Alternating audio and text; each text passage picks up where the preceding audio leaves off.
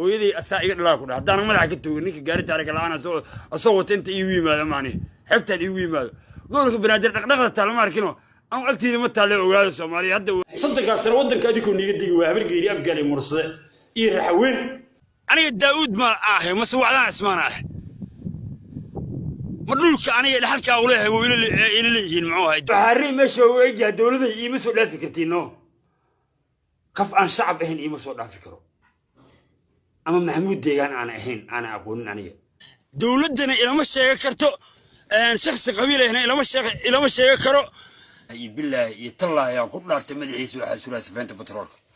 wallahi safaynta batroolka madaxiisa suraa aqli hadduu ka bixi waayo arrimaha jasiiro sababta ballada ay ugu xaqayaan ma hooyada iskale muxuu ahay goofkii